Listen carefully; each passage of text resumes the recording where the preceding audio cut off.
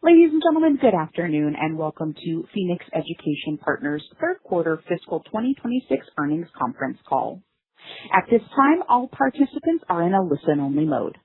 Following prepared remarks, we will open the call for questions. I would now like to turn the call over to Beth Coronelli, Vice President of Investor Relations. Please go ahead. Thank you. Welcome to the Phoenix Education Partners third quarter fiscal 2026 earnings conference call. Speaking on today's call are Chris Lynn, our Chief Executive Officer, and Boyer Westblom, our Chief Financial Officer.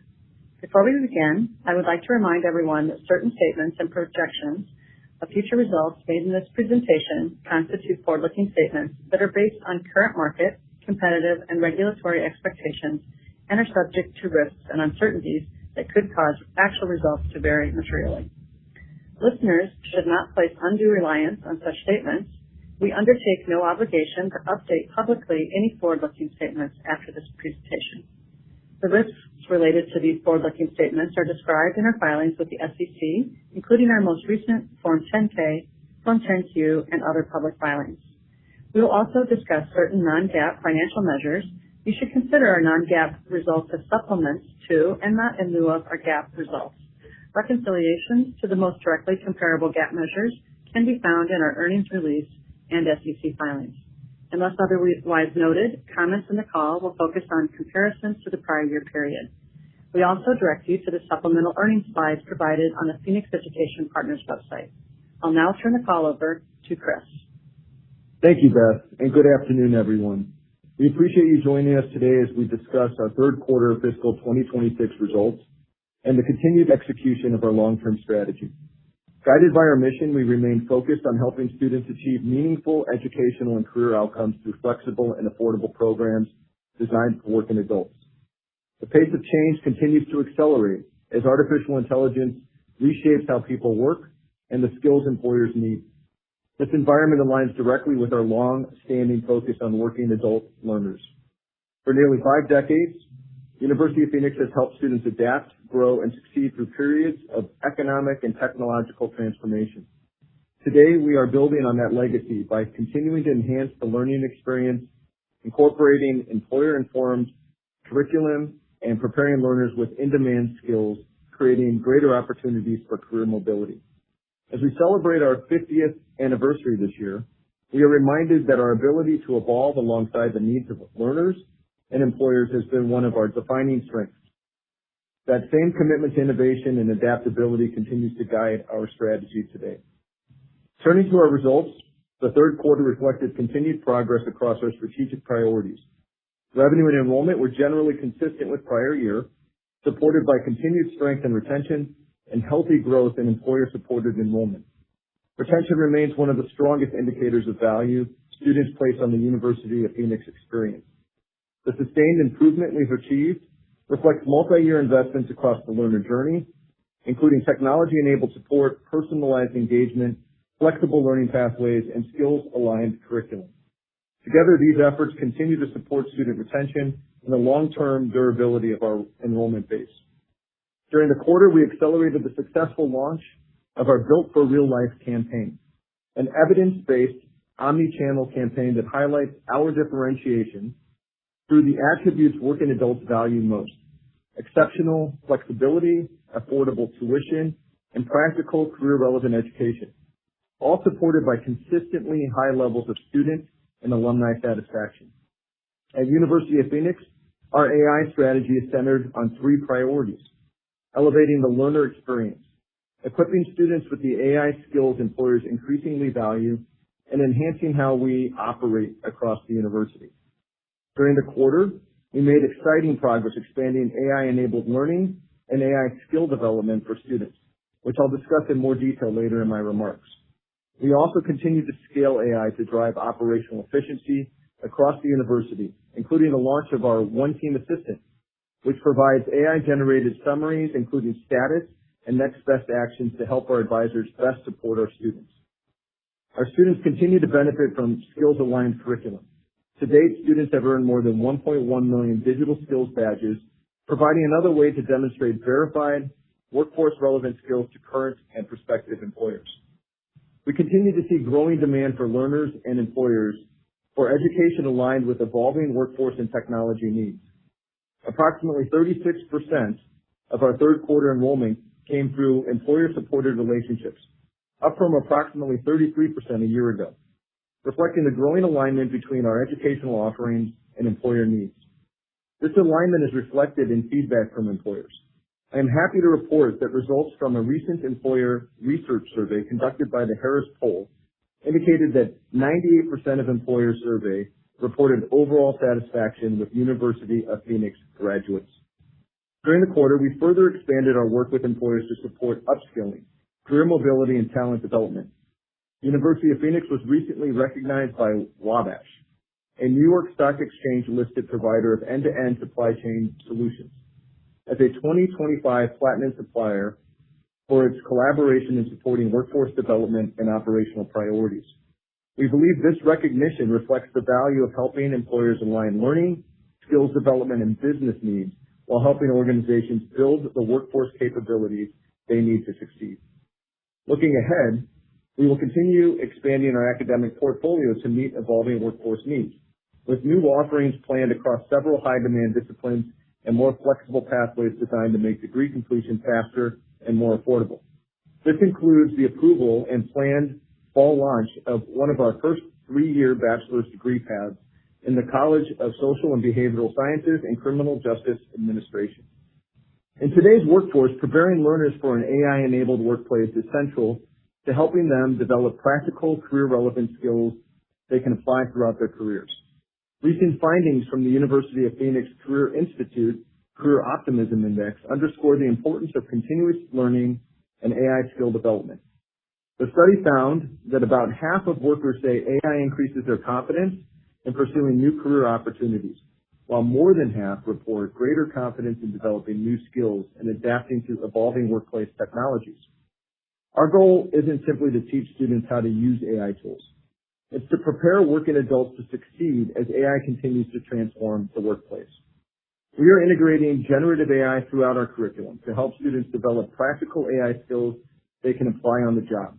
We're continuously expanding AI-powered learning experiences and now offer AI skill-building modules in every course.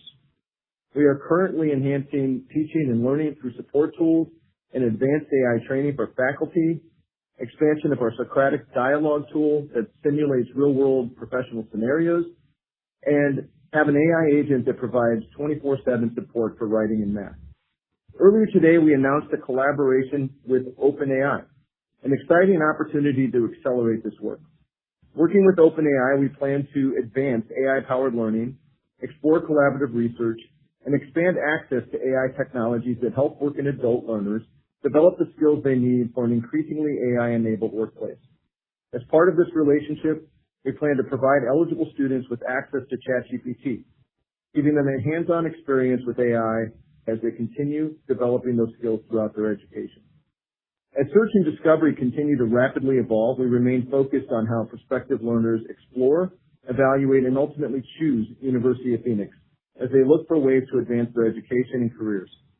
We believe our strong brand, leading position across social media among our peer set, career-relevant content, media expertise, and broad digital presence provide a solid foundation in this changing environment.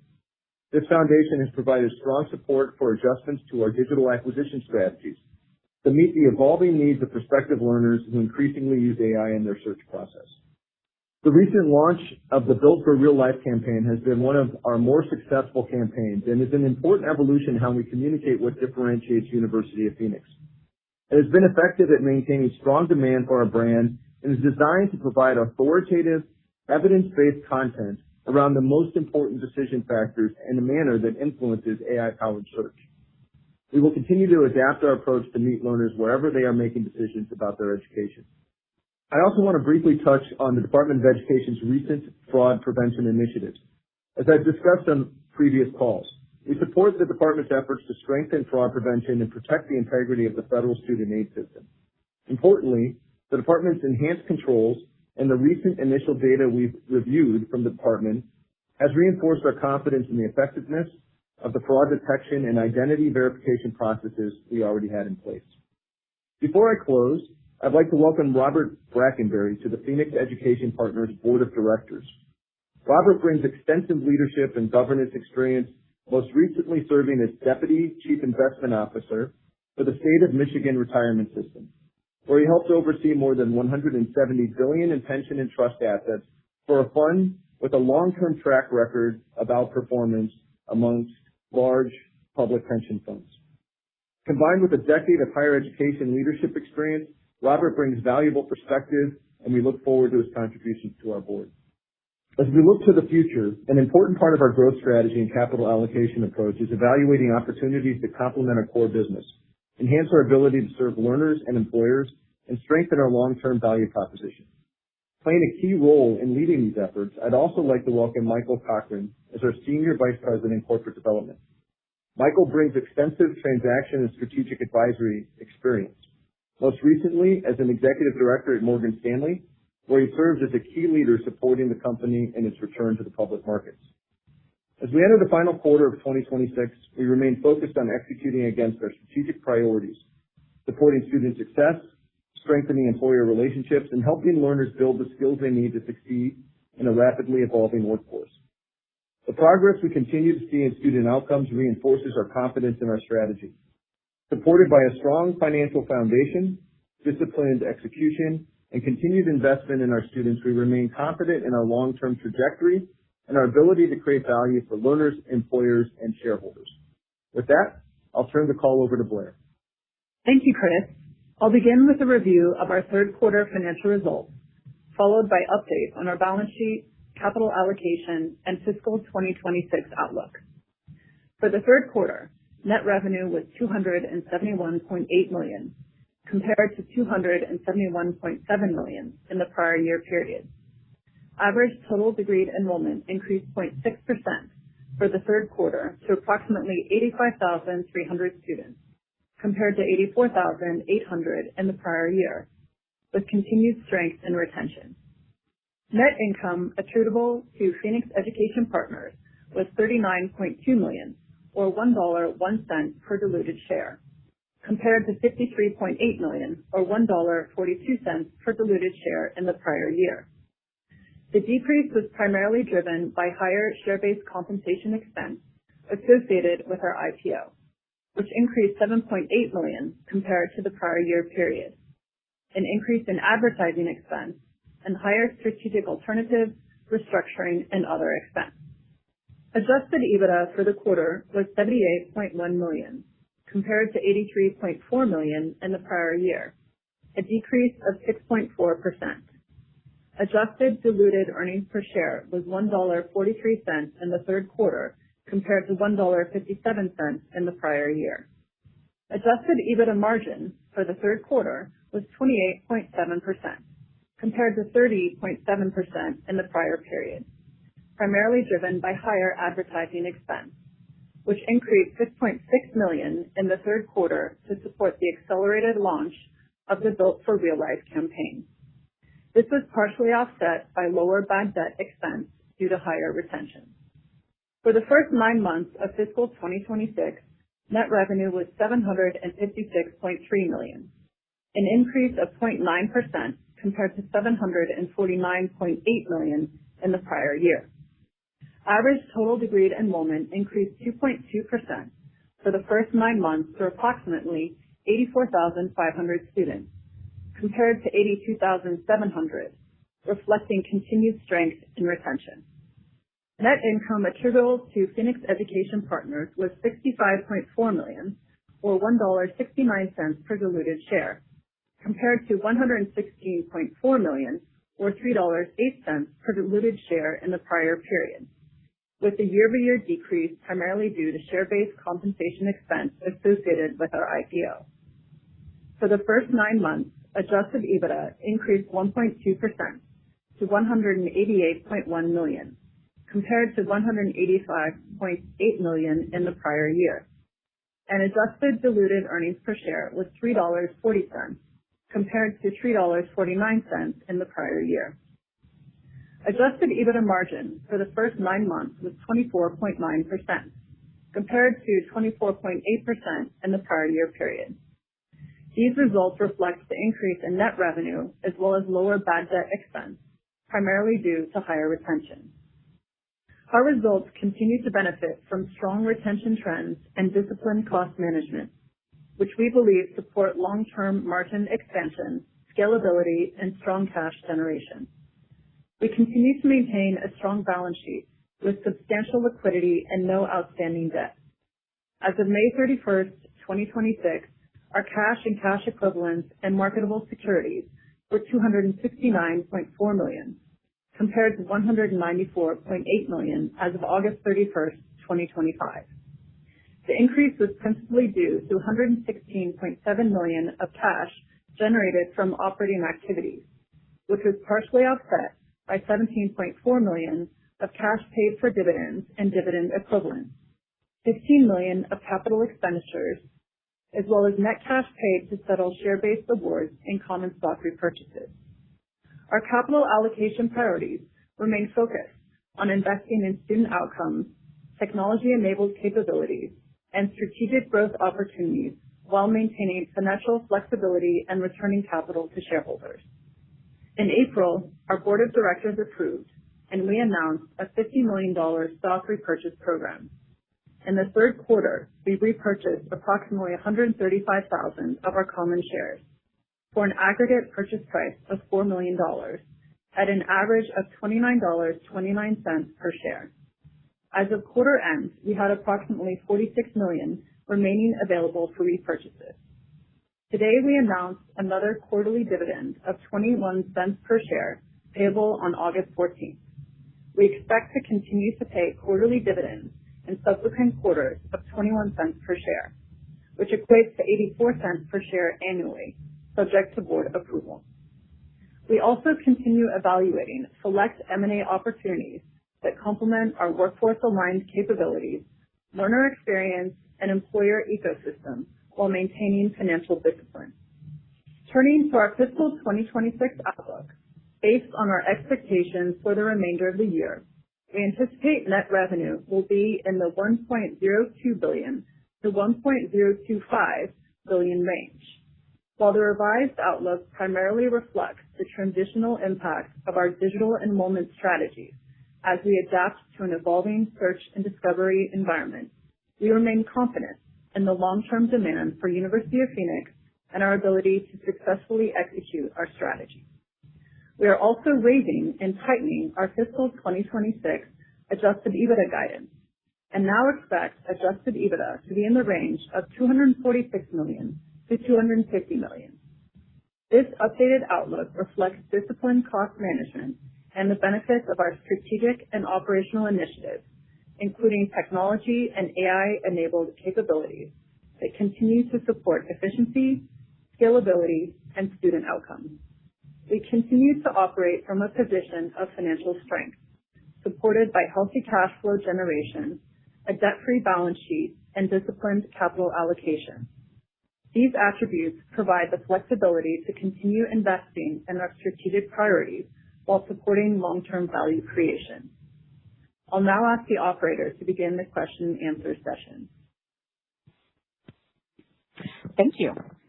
If you have dialed in and would like to ask a question, please press star 1 on your telephone keypad to raise your hand and join the queue.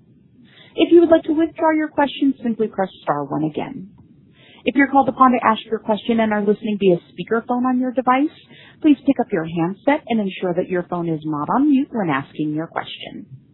Again, it is star 1 to join the queue. And our first question comes from the line of Greg Parrish with Morgan Stanley. Your line is open. Hey guys, good evening. Thanks for taking my question, or maybe afternoon. Maybe just help level set here, like what, especially on enrollment growth, what's changed versus the initial expectations that you've had? What's going on in the market that maybe was different than 9 months ago?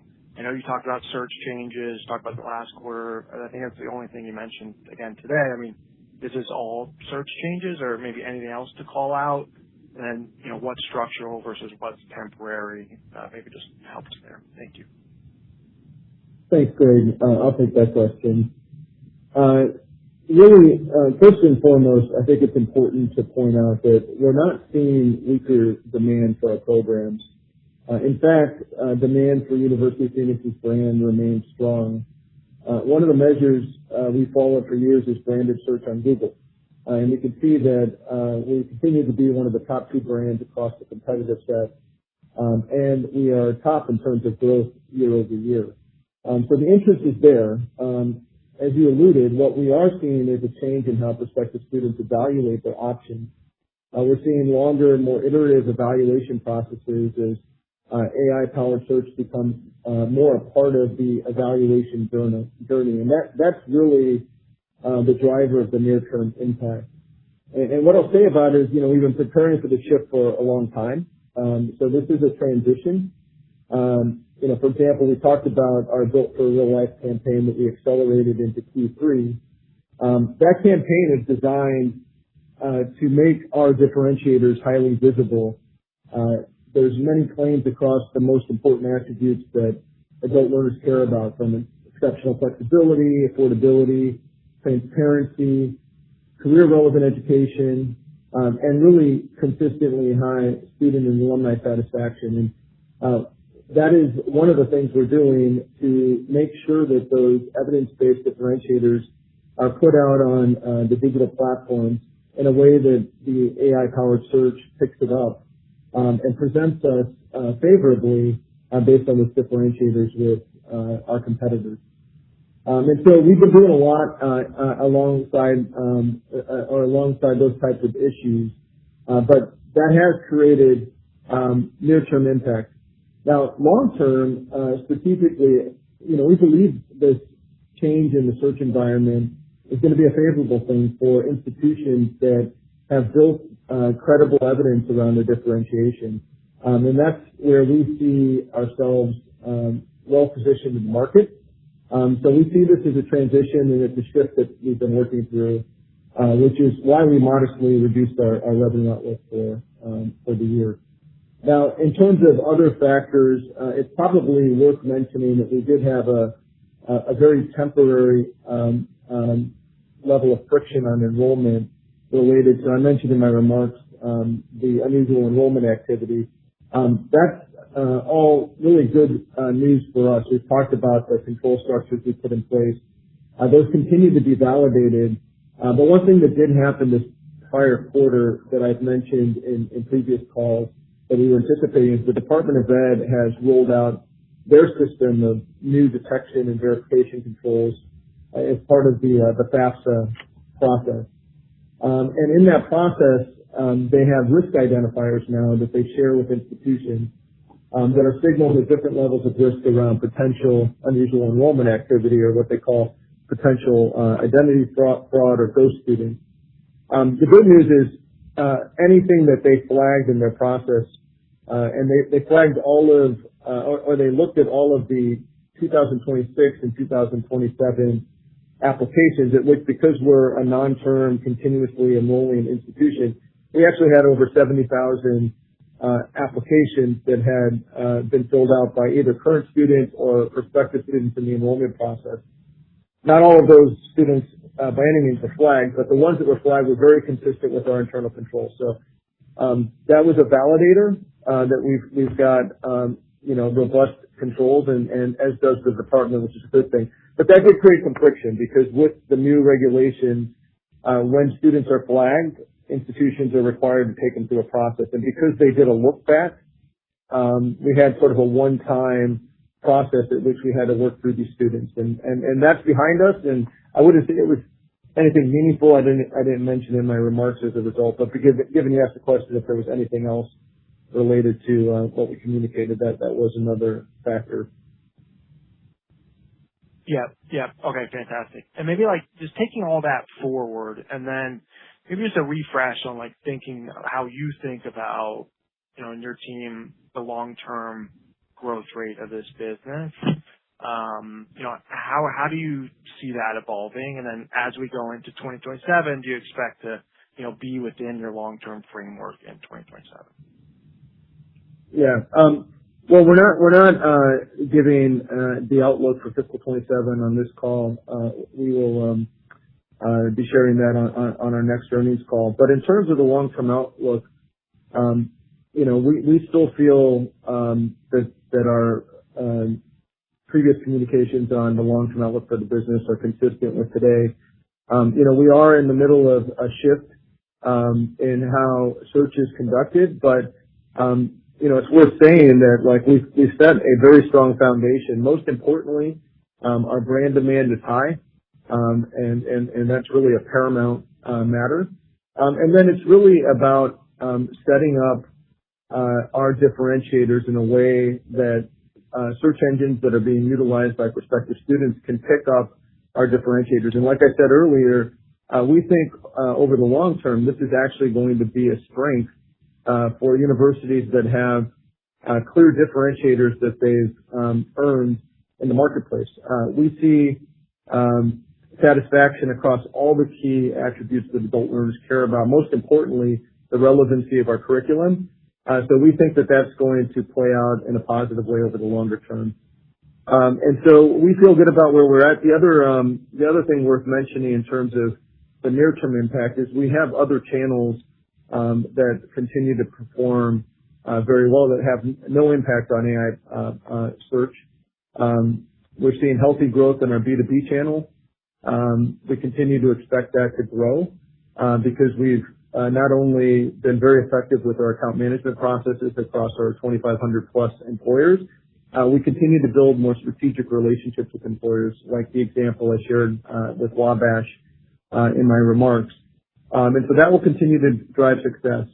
We also see very healthy demand continue to come to the university, and we've continuously improved our ability to meet that demand effectively with personalization, leveraging AI and technology throughout the enrollment process, where we're seeing continued improvements in conversion of that demand into what become new students for the university. So all of those things give us confidence in our long-term expectations. Great, thank you for that. And if I may just slip in one quick modeling question, and then I'll pass it off. Just stock-based comp, coming out of the IPO is a little elevated. This quarter was 3%. And maybe just help us. What's the right level of stock-based comp as a percent of revenue to think about, just in the go-forward model? Hey, Greg, it's Blair. Thanks so much for the question. So our Q3 2026 share-based comp expense was $8.5 million. And as mentioned on previous calls, a little less than half of SBC is associated with the modification of pre-IPO stock options, not new stock. And the majority of the remaining expense is associated with shares granted at IPO or post-IPO. When you take a look at year-to-date expense of $47.6 million of SBC, that includes a number of different components. Approximately $31 million is related to the modification of stock options, of which $4 million was incurred in Q3. Then you have approximately $3 million unrestricted share grants to a very limited number of employees and less than $1 million from pre-IPO awards. The only ongoing component of that is approximately $13 million from newly granted awards at IPO or post-IPO that generally vest over 3 years. And then, as always, I direct you to our Fiscal 25 Form 10K and our Q3 26 Form 10Q. You can see a significant portion of non-cash SBC was due, as I mentioned, to the modification of pre-IPO options. Okay, great. That's helpful. Thank you. Okay. And our next question comes from the line of Jasper Bibb with Truist Securities. Your line is open. Hey, good afternoon, everyone. Just wanted to give a little bit more color on the enrollment growth rate.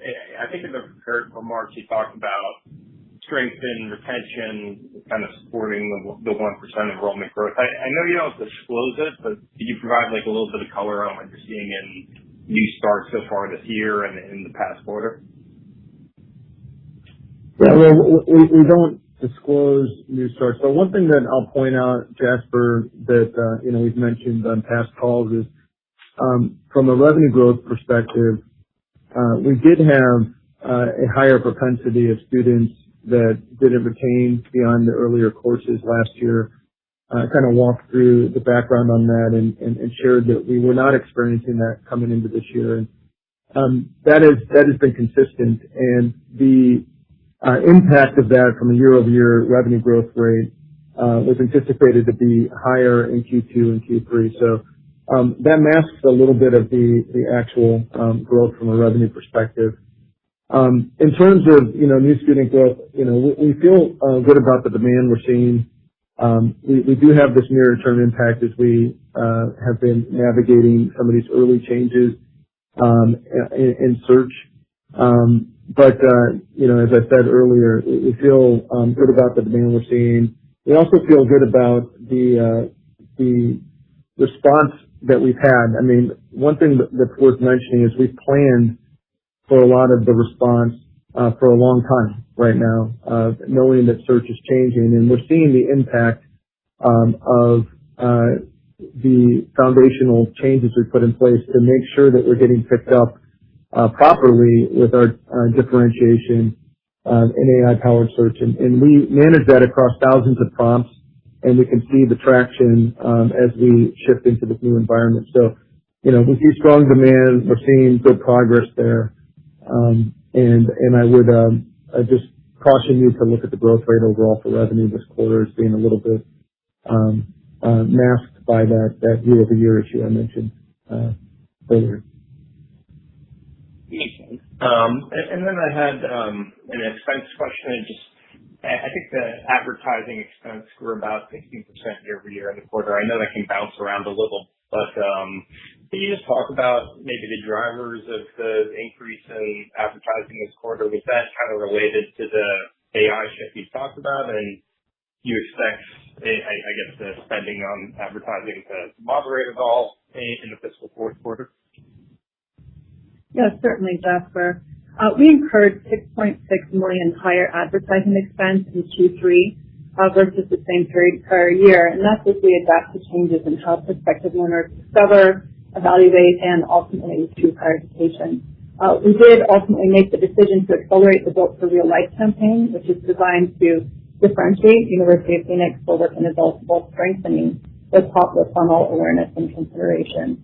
And we believe this and other marketing initiatives will support long-term growth in enrollment. That, coupled with anticipated expansion of our direct channels, including employer-affiliated enrollment, we believe these investments will enhance our acquisition efficiency over time.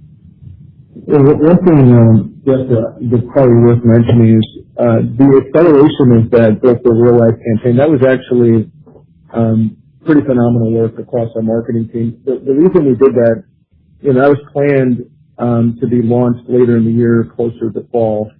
But because it was built on broad evidence-supported claims, we decided we should launch it sooner, given the impact of AI-powered search. Because not only has it, and it's been very effective at driving strength in our brand demand, but it's also built and designed to help optimize for AI-powered search.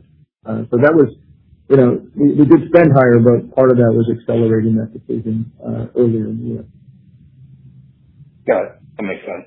Thank you for taking the question. You're welcome. And our next question comes from the line of Alex Paris with Barrington Research. Your line is open. Hi, thank you, and thanks for taking my questions. First question is, back at the time of the IPO, and I'm not sure if you've published it since, you sort of broke down enrollment by fields of study. At the time, 63% was business and IT. I look at it as three buckets. 31% healthcare and related, that would include social and behavioral, as well as healthcare professions and nursing, and then 4% education. I'm wondering, year to date or in the third quarter, or however you would like to answer the question, where has been the area of strength and areas of less strength? Yeah, thanks for the question. We're seeing, we have a diversified portfolio of programs. They're aligned to in-demand fields. There's different levers that seem to contribute more to growth at different periods of time. I don't have, and maybe Blair does have a recent breakdown, but it's pretty similar to what you described. However, we have seen stronger growth in healthcare. I mean, the macro trends there have been strong. I think the closest barometer to what's going on in the marketplace is really looking at where we're seeing growth with our employers. Healthcare is just under a third of our B2B relationships. Now that's healthcare organizations. So we're seeing strong growth in our healthcare-related programming, but we're also seeing growth in other non-healthcare-related programming as a result of that part of the sector growing. And so that's another element that we see is when you're in growing verticals, and we have several, healthcare being one of them, that are growing healthily. You see growth of really all of our programs in those verticals. But I would say, healthcare, the areas that you mentioned have been growing at a higher rate than other programs. But the skills aligned curriculum, we're seeing growth across, different parts of our portfolio as well, across the B2B network. And we think that's reflective of both the demand we're seeing on B2C or demand that we expect to see in certain parts of B2C as the differentiators that employers are responding to become clearer to the broader consumer base. Great, that's helpful. I appreciate that. And then just a question and comment on guidance. Given your updated guidance, revenue is slightly below your prior guidance and adjusted EBITDA narrowed and slightly above your prior guidance. I think the year is going to kind of come in where you said it was last quarter. You had said if you look at the midpoint of the new guidance, it's at the low end of the prior guidance. And if you look at the midpoint of the updated guidance, it's at the high end of prior guidance. And that actually suggests 3.4% revenue growth in the fourth quarter, 5.8% adjusted EBITDA growth in the fourth quarter at the midpoint. So it looks like we're kind of at that long-term growth algorithm.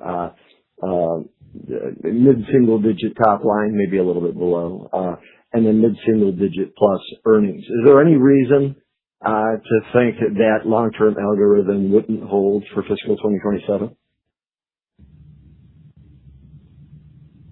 That's a very good breakdown of the facts, but we're not providing an outlook for fiscal 27 now. So, I mean, for now, I'll just hold to my comments earlier that we're comfortable with the long-term expectations that we've indicated quickly. But we're gonna close out the year here and be ready to share more about fiscal 27 in the next earnings call. Great. And then the last question, just to sneak in here, is regulatory. And you talked about regulatory on the prior several calls with the One Big Beautiful Bill, negotiated rulemaking, and then some of those rules like grad loans and earnings accountability going into effect July 1st. There were some positives there, kind of a delayed effectiveness on earnings accountability. But more recently, there's been some word out of the Department of Education that they're not done. They're going to do some more negotiated rulemaking this fall, one of which is taking a look at the 90-10 rule, which applies only to for-profits. With your number at about 88%, I know that's comfortably below the limit. What are your thoughts, or what are you hearing about 90-10 changes coming? Yeah, I think I'm hearing similar things that you are. I'd hate to speculate on 90-10, but I do know that there is some acknowledgement that the ratio is worth revisiting. I think there's pretty common acknowledgement that we've heard in that any kind of accountability metric should really be applied against all of higher ed, and 90-10 is currently not handled that way. So 90-10 is I hate to be critical of the metric, but it doesn't necessarily align with student success in the way that we would prefer. So there is some hopeful discussion going on that's consistent with what you've been hearing. Great. I appreciate the extra color. Thank you very much. I'll yield to the next caller. And our next question comes from the line of Jeff Silver with BMO Capital Markets. Your line is open. Thanks so much. Wanted to circle back to the discussion at the beginning about how students are changing the way that they look for institutions. It's a two-part question. One, can you give us a rough estimate of what percentage of leads are now coming from LLMs and how that's changed over the past year? And then two, you mentioned a few times that you need to position yourself so the LLMs pick up your differentiators. Can you give us, again, some examples about how you are doing that and how successful you've been there? Thanks. Thanks, Jeff. Well, let me hit the second question first. We're doing a lot of things around making sure that discovery is optimized. Best practices have emerged and continue to emerge across any kind of digital platform or any method at which you put content out into the universe on your website or through digital channels. Social media has become very much a rich source for the AI-powered LLMs. Google has pointed out YouTube as being a more primary source. I know I mentioned that in the last call. Video is becoming a more effective and primary source for the LLMs. And so we are staying on the sort of, I would consider, leading edge of where the market is going. We work closely with Google. We now have this partnership that in collaboration that we announced today with OpenAI to know, where is the market going, as well as working with outside experts. And we feel like we're well positioned across all those things in areas. We're number one on social media. We've seen really, as some examples that you asked for, on YouTube and our social media and content generation, we're seeing a lot of progress.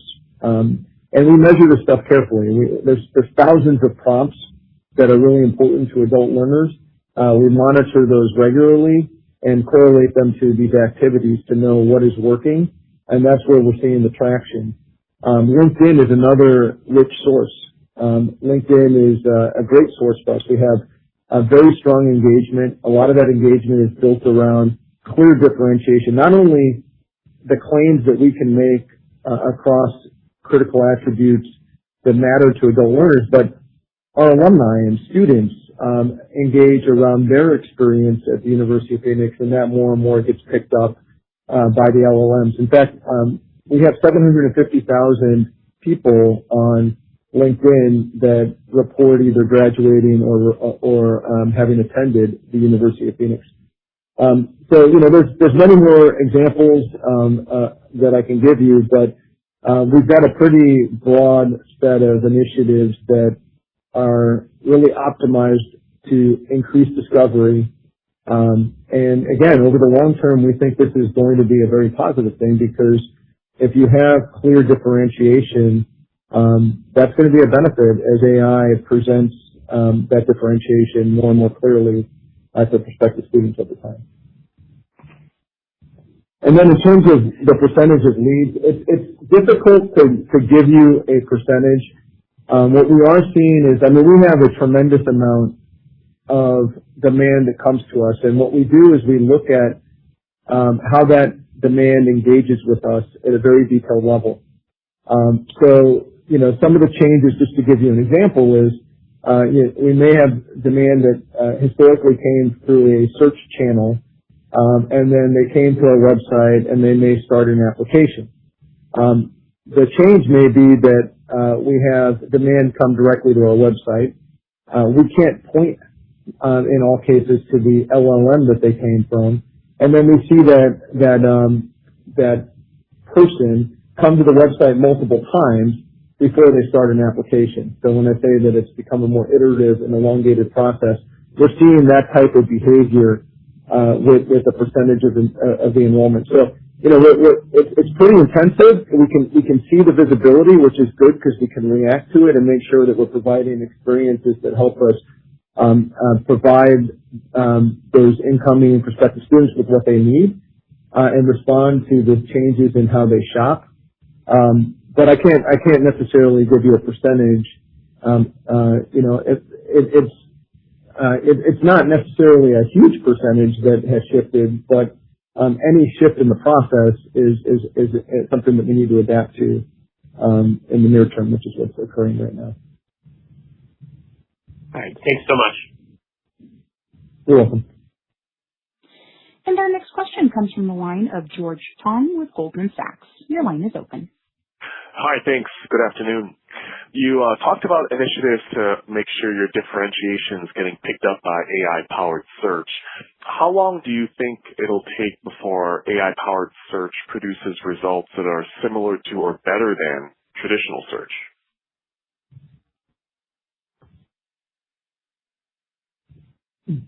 George, that's a really hard question to answer. I really would be speculating.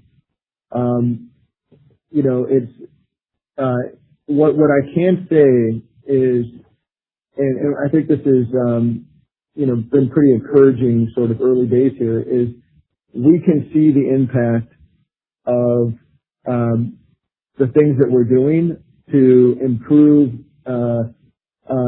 how we show up, meaning the number of citations, how often our brand shows up, and so I think that encourages me that this will be a transition that will start to be more data driven in how we discuss timelines and when we'll get there. But it's still pretty early, so it's hard to give you a view of when this will get to a world that was similar to how search had been conducted in the past.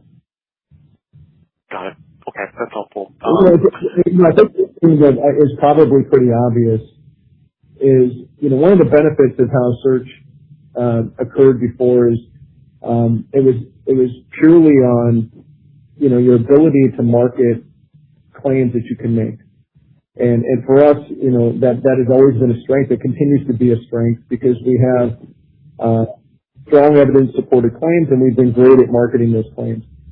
In the future, I think that still is a huge contributor, but the other contributor is really the AI search is going to show comparisons of institutions based on what they deliver for us to their students or for employers, and that's where I think the real opportunity is it's not generated by your marketing, it's generated by your outcomes. And our outcomes, we think, position us well for how that matures over time. So I think that's just worth reinforcing. Got it. That makes sense. And then you mentioned that the Department of Education rolled out their system of detection and verification controls as part of FAFSA. What's the likelihood that the Department of Education rolls out additional systems of detection that could impact the funnel and onboarding process?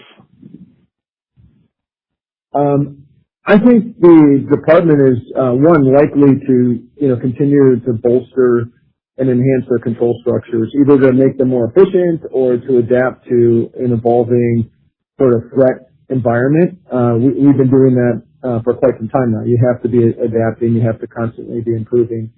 But when I look forward, I actually think anything that they do that creates responsibilities for the institution is likely mitigated by the fact that now the department has frontline defense and control mechanisms that didn't exist prior to rolling these out. So prior to them rolling this out, we were fully dependent on our systems and dealing with the incoming threat actors with our control structure. Now we have a frontline defense, and those same threat actors have to go through the department before they even arrive at our doorstep. So I think that's likely to reduce any kind of friction, likely meaningfully into the future, if I would speculate. Got it. Very helpful. Thank you. You're welcome. And as a reminder, it's star one to ask a question. And our next question comes from the line of Rob Sanderson with Loop Capital Markets. Your line is open. Thank you. Good afternoon. Thank you for taking my question. Chris, I wanted to ask about healthy growth in your B2B partnerships that you mentioned earlier in the call.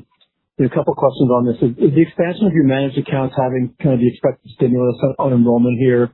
And is that going to be a growing focus for the university in the year ahead? Is your B2B enrollment, is it kind of coming up on 40% of total now?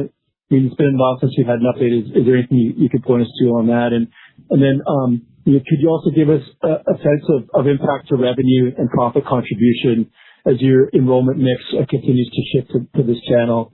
Any color you could provide on that would be helpful. And then I do have a follow-up. Okay, sure. So we continue to see healthy growth from the investments we've made in our account management that we've talked about in previous calls. We've gone to 36% of our enrollment now this past quarter versus 33% in the previous year. And we expect that growth to continue based on the performance we've seen as we continue to invest in account management. And as we continue to lean into more strategic relationships, like I mentioned with the Wabash example earlier. And so I do think that will be a continued focus going forward in the fiscal 27 and beyond. In terms of, this is a strong driver of revenue growth. There is a slight, over time, we've been seeing a slight reduction in revenue per student.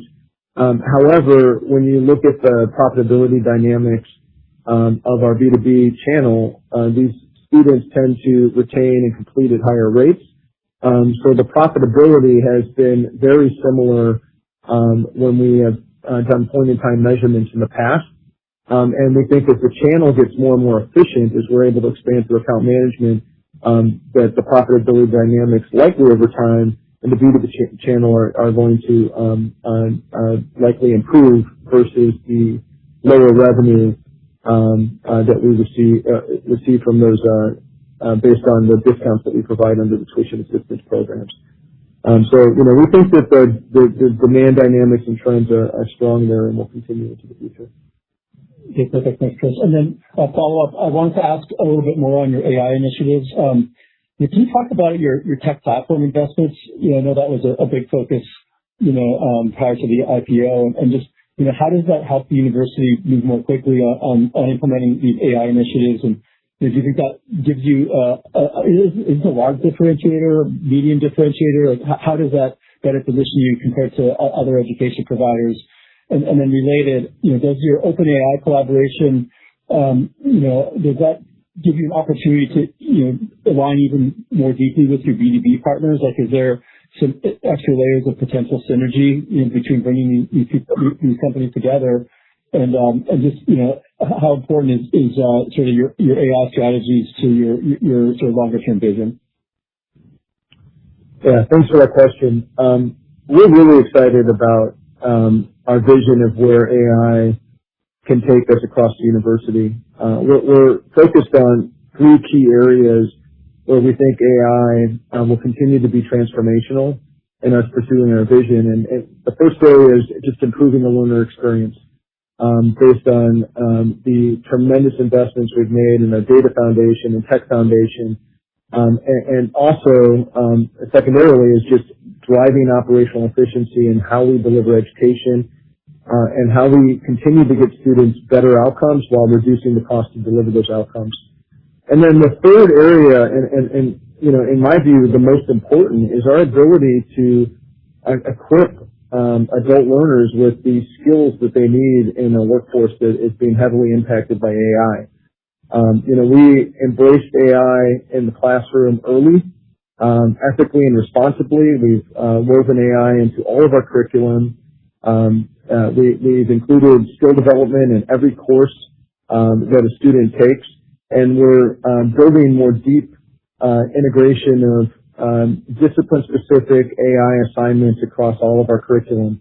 We think we can move much more nimbly, and we have moved much more nimbly than a lot of the competition, because most of higher education has to go through a lot of governance systems just to adopt the governance philosophy, we're well ahead of that, and we're equipping our students with AI skills today that are relevant in the workforce today, and we think we have a lot of continued upside along those lines.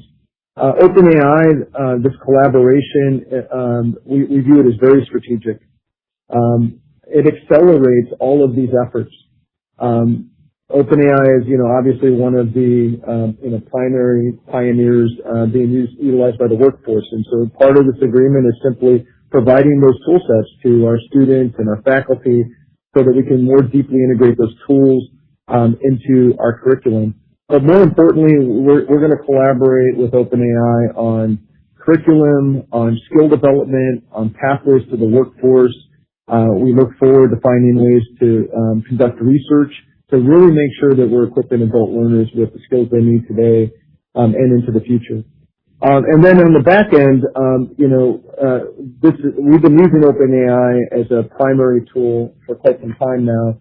And we have considerable opportunities to continue to scale our models to continuously improve student outcomes while driving operating leverage into the business. The example that I shared earlier, the One Team Assistant, is just one example. And it just shows the power of the tool. I mean, in fact, we rolled that out across advisors, but that's a generative solution that summarizes exactly where they are with a student, something that historically took some time to get organized at the beginning of a call, and it offers up next best action so they can jump right into the most strategic part of the discussion. This saves considerable time, as well as gets the student to a better outcome. And this is really just the start of how we're scaling solutions with the human in the center, so that we can continue to leverage AI in ways that make our advisors stronger and better in working with students and reduce costs to deliver in that process. And as part of the OpenAI collaboration, we will be working with their solution engineers to accelerate those advancements also in the learning experience and operational efficiency areas as well.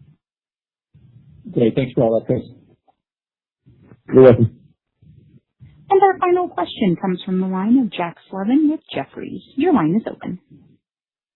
Hey, thanks for taking the question and appreciate you squeezing me in here. Maybe I'll wrap it 2 questions into one here, so we can get everyone on their way to the top of the hour. Just on the guidance point, revenue accelerates a little bit. I think you've hit a lot on sort of what's been happening on the AI and the search front, but more just sort of from a numbers perspective, when we think about what's implied in that 4Q revenue guide, a little step up in the pace, can you talk about what sort of the drivers are there that give you confidence that you can get that growth rate turned up a little bit versus the past 2 quarters?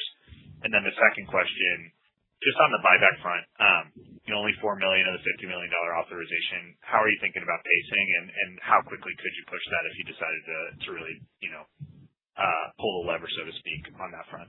Thanks. On the revenue point, it's again, it's hard to get too deep into it in terms of guidance beyond Q4, but in terms of your question, we've seen healthy retention. That's continued. We're seeing strong demand, and as we work through this shift that we're seeing with AI search, we are seeing improvements as we navigate those changes. So those elements do play into how we're seeing Q4 versus Q3 The other element, and Jack, I know you're new, so welcome.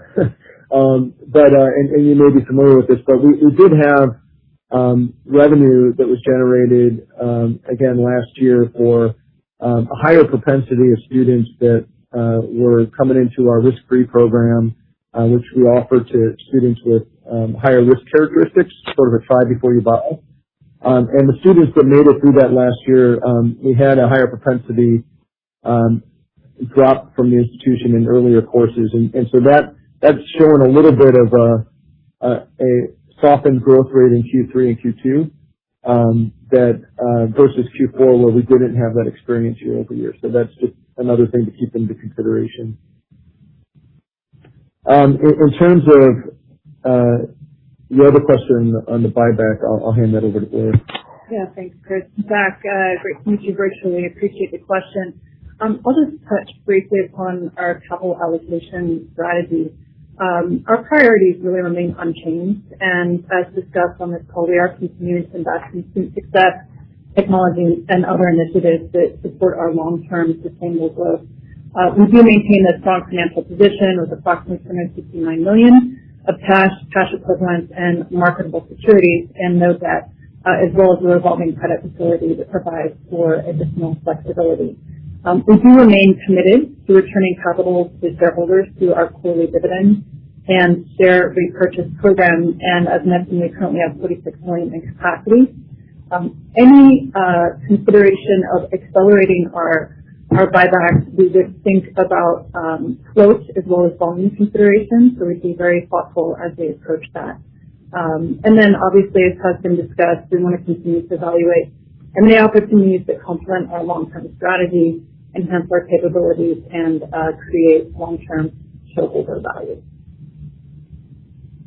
Got it. Appreciate the welcome, guys, and all the color there.